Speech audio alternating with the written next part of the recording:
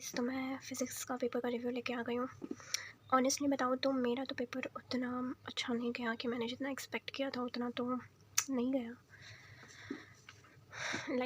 बहुत स्ट्रगल तो की थी इसमें, बहुत मेहनत भी की थी, बट बाकी आप लोग बताना कमेंट सेक्शन में कि ये सिर्फ मेरे लिए टफ़ गया या सबके लिए टफ़ गया।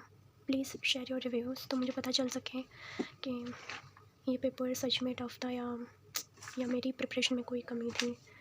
ओके देन, यहाँ पे सेक्शन 1 के बारे में बताऊँ तो मैंने सारे अटैम्प्ट किए हैं। फिर क्वेश्चन नंबर 2 में भी मैंने जितना आया उतना किया, और 3 आई थिंक मैंने किए हैं शायद। बाकी मुझे समझ ही नहीं आ रहा था। एक्चुअली मैंने क्वेश्चन प्रैक्टिस कम ही की है, इसकी वजह से आई थिंक नहीं हो पाया, डोंट नो।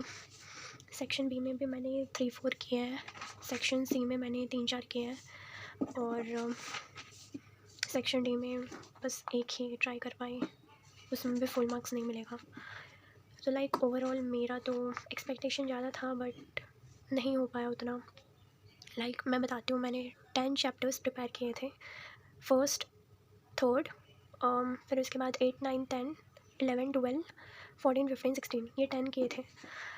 बाकी के 6 का मैं सोच रही थी कि बाद में कर लेती हूँ 1-2 मार्क्स का, बट टाइम ही नहीं मिला उतना, क्योंकि रिविज़न करना होता है, प्रैक्टिस करना होता है। तो ये नहीं है कि मैंने प्रैक्टिस नहीं की, मैंने प्रैक्टिस भी की थी, बट मैंने जब पेपर आया ना मेरे सामने, तो मैं क्वेश्चन देख रही हूँ and I was totally blank कि भाई क्या हो गया, इतना पढ़ा और कुछ याद ही नहीं आ रहा है। मेरे साथ तो ऐसे ही हो गया। बाकी अभी केमिस्ट्री के पेपर के लिए तो सिर्फ 1 डेज़ मिले हैं। ओके, इसमें मार्क्स की तो ज़्यादा एक्सपेक्टेशंस नहीं है ज़्यादा, बट मैंने लास्ट वीडियो की तरह ही कहूँगी कि अपना कर्म कर दिया है, अब फल देना तो भगवान जी के हाथ में है। बाकी आप लोग का भी पेपर अगर अच्छा गया तो बहुत अच्छी बात है यार, बट अगर अच्छा नहीं गया तो प्लीज़ डिमोटिवेट मत हो, क्योंकि अभी बस 1 दिन बाद दूसरा पेपर है। अगर अभी डिमोटिवेट हो जाओगे और ज़्यादा सोचते रहोगे तो फिर केमिस्ट्री पे इफ़ेक्ट पड़ेगा, और ओवरऑल फिर तुम आपके परसेंटेज पे भी फिर इफ़ेक्ट पड़ेगा। तो अभी हम लोग ज़्यादा नहीं सोचते हैं इसके बारे में, मूव ऑन करते हैं और केमिस्ट्री पे फोकस करते हैं।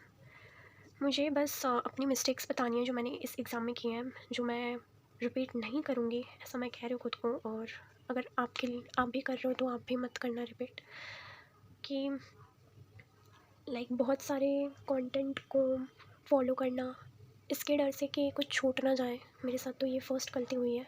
सेकंड, ज़्यादा प्रैक्टिस नहीं करना, मीन्स सेल्फ स्टडी पे ज़्यादा फोकस नहीं करना। Revision, lack of revision is very important. बस एट द एंड एडवाइस यही रहेगा कि just focus on chemistry paper now और इससे मूव ऑन हो जाओ। अच्छा गया तो बहुत अच्छी बात है, अच्छा नहीं गया तो ज़्यादा मत सोचो। केमिस्ट्री के पेपर में इतना हार्ड वर्क करो कि वो इसका कवर कर ले। एंड ये कहना चाहूँगी कि सेल्फ स्टडी इज़ मस्ट, वो बहुत इंपॉर्टेंट है। सेल्फ स्टडी पे ही ज़्यादा फोकस करना, रिवीजन पे फोकस करना।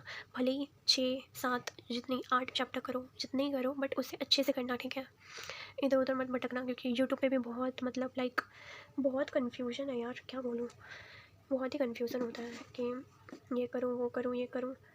इतने लेक्चर्स लेते हैं कि सेल्फ स्टडी का बच्चों को टाइम ही नहीं मिलता है, क्या ही बोले अब। खैर, ये पेपर हो गया, अब केमिस्ट्री का पेपर है, अच्छे से प्रिपेयर करना। Best of luck everyone, and बस अपना बेस्ट देना।